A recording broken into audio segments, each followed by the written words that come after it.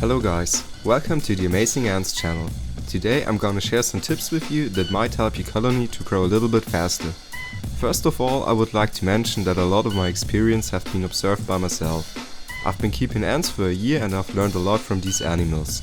At the beginning I had some problems and sadly my first queen died. I want to share my experience that I've collected in this year of ant keeping with you. And basically there are only 5 things we have to consider with the ants. These are water, carbohydrates, proteins, warmth and patience. Okay, let's start with the most important one, the water. Water is a fundamental part of life. The ants need water as well as any other living being. You can often observe the larvae as they are cleaned by the workers. This cleaning not only helps to clean, it also moistens the larvae and this protects it from drying out. We can help the ants in this work by moistening the nest, because a high air humidity reduces the evaporation. As a result, the larvae lose less moisture and don't have to be so often moistened. I've observed with the master colony that in a dry nest less brood is reared than compared to a humidified nest. If fewer workers have to look after the moistening of the brood, there are more free workers to raise even more brood. You have to be careful not to wet the nest too much. Too much moisture can quickly lead to mold. Always watch your ants well if you change their environment.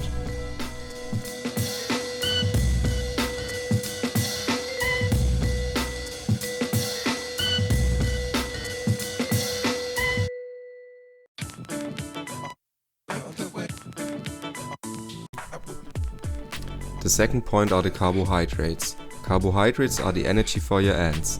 In fact, it's the only nutriment for your adult ants. In order to guarantee that your ants are able to perform at any time, they need carbohydrates.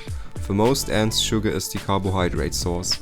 There are also species which require seeds instead of sugar. In this case, however, it's the same principle. The ants use the seeds as source of carbohydrates. Honey, sugar water, fruits or the seeds are the only energy source for your ants. Therefore, you should pay attention that they are always well supplied. This is the only way to ensure that your ants can give 100% on childcare. It's not bad if your ants don't get honey for some days, because these clever animals have always something on stock. But if they don't have carbohydrates for a longer time, the ants have less energy or die in the worst case.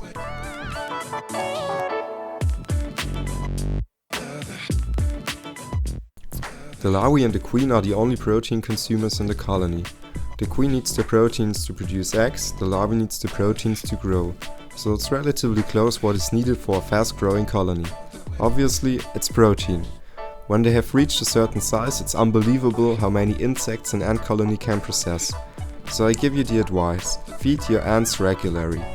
I've made the experience that with some regular feeding the number of larvae increases after a few weeks strongly. Small colonies are often very choosy about their meal. If your ants should not take the food, try to boil, cut it into smaller pieces or try other insects. Flies or small spiders are always gladly taken.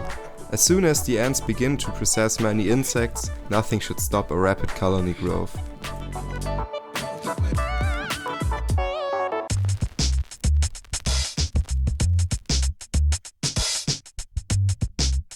We humans have a stable body temperature of 37 degrees Celsius. We also have a stable metabolism. Ants are like any other insect poikilotherm, so their body temperature depends on their immediate environment, and their metabolism depends on their body temperature. So with higher temperature, your ants are more active, they can process nutrient faster, the brood is developing faster. With higher temperatures, your colony grows faster. But don't exaggerate with the heat. I wouldn't recommend temperatures above 30 degrees Celsius for longer times. If you have ants from warm regions, give them the warmth they need with a heating mat, cable or a light bulb. A Mediterranean species needs more than room temperature, even in the summer, unless you have 26 degrees Celsius or more in your room. Use Google to find the climate data of your ants' home and try to adjust the temperatures.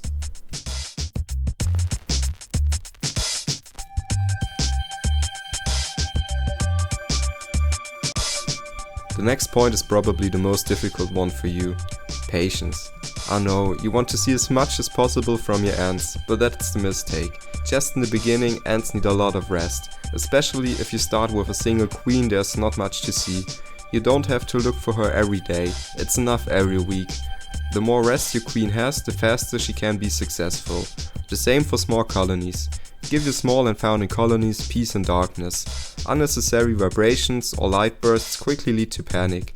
In the worst case, the ants may eat the brood, so give your ants the peace they need to assist them in their work to establish an empire.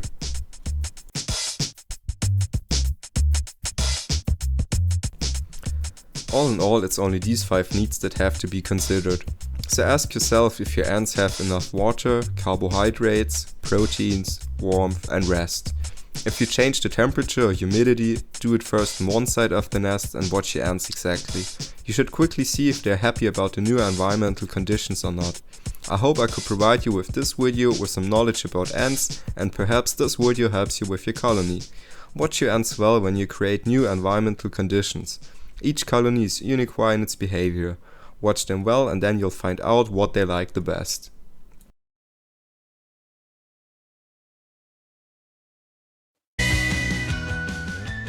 Thank you for watching. If you have enjoyed the video, please leave a like. If you still have any questions, ask me in the comments below. If you are interested in ants and want to learn more about these animals, subscribe to the Amazing Ants channel. Thank you guys. See you soon.